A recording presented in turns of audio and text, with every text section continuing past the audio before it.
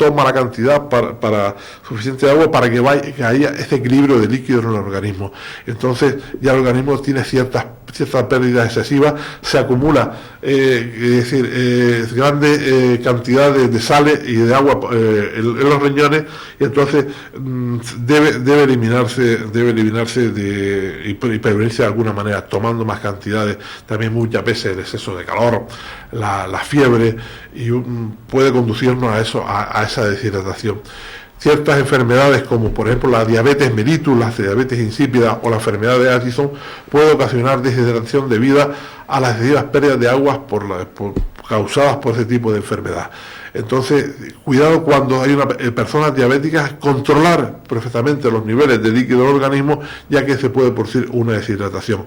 La deshidratación estimula el centro del cerebro, haciendo que se beba más líquido. Está conectado perfectamente, hay ciertas conexiones, hay ciertos movimientos en el cual el cerebro capta perfectamente que el organismo tiene problemas de deshidratación, producido por las causas que sean, por sudoración excesiva, por los vómitos, por la diarrea.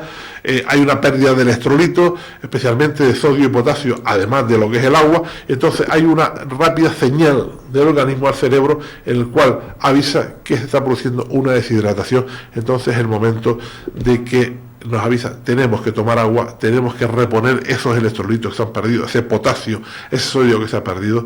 En este caso es importante que hagamos oído a esa señal que nos está dando el organismo de que se está entrando en una fase de deshidratación.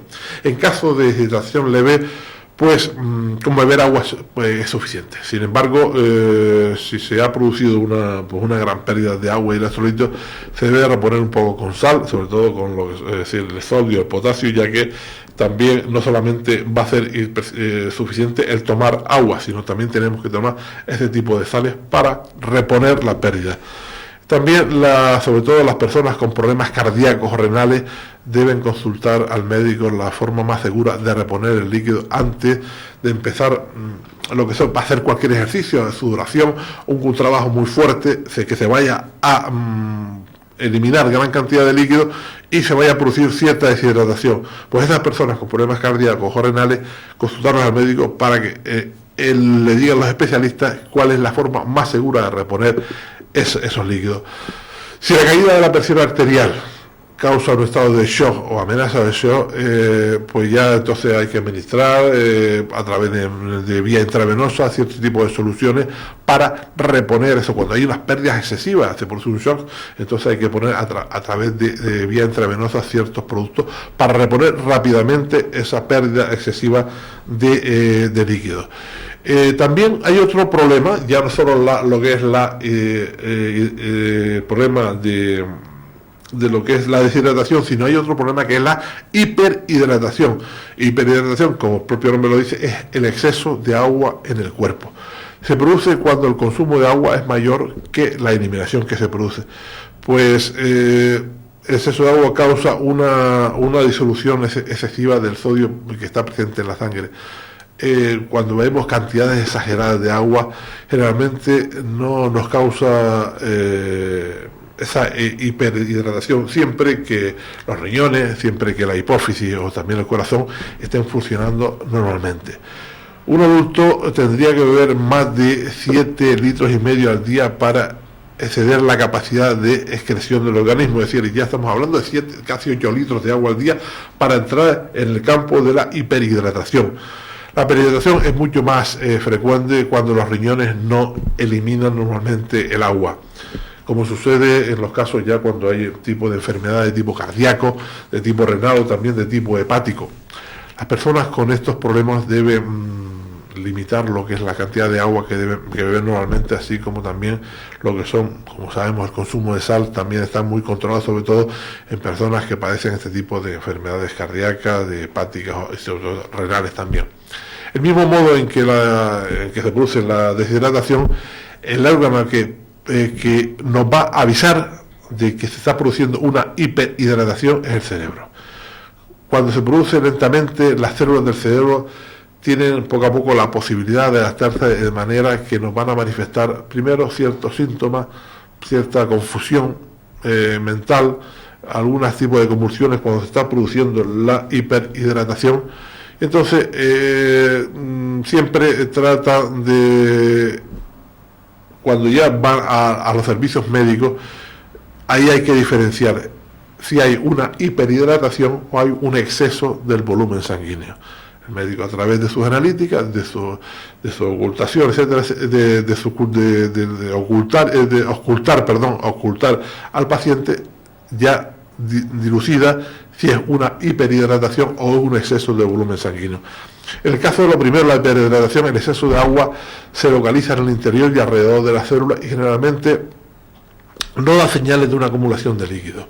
En caso de exceso de volumen sanguíneo, el cuerpo posee también demasiado sodio y por consiguiente no puede desplazar el agua hacia la zona de las células. Por tanto, también hay que hacer pruebas muy específicas para exactamente de controlar eso. También hay tratamientos, pues lo primero, independiente de lo que pueda decirnos los especialistas, lo primero es restringir, en los casos de hiperhidratación, restringir el consumo de líquido.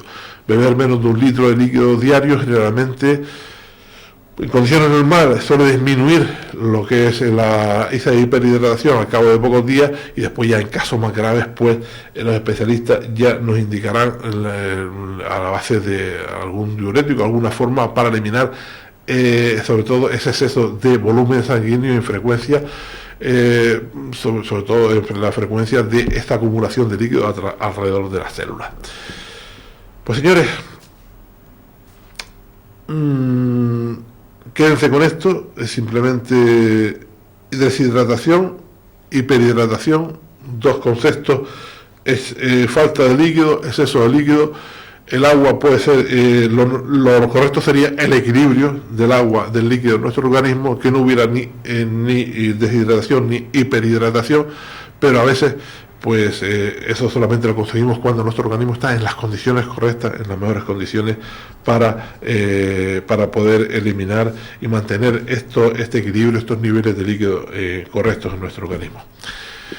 Estimados todos, esto ya se ha terminado por ahí, el programa lo hemos finiquitado. A veces pues toda esa energía que gastamos de manera inútil debemos a veces reservarla para cuando nos haga falta. En ese momento en que nuestra mente y nuestro cuerpo están bajo mínimo, aparte del agua, sea por exceso o sea por defecto del agua, tenemos que tener cuidado, gastar las menos energías posibles en lo que no sean nosotros mismos. Debemos tener mucho cuidado, seamos un poco egoístas y cuidémonos mucho nosotros. Nadie va a cuidarnos como nos cuidamos nosotros.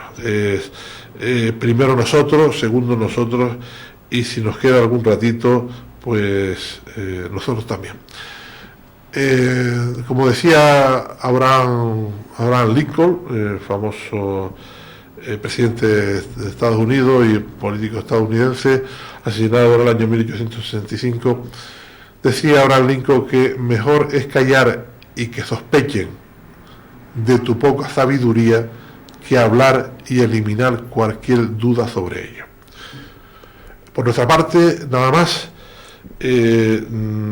A continuación estará con ustedes el compañero Fermín Navarro con su programa de Yo Canaria, y desearles buen descanso, mejor despertar, buenas noches y hasta el próximo programa.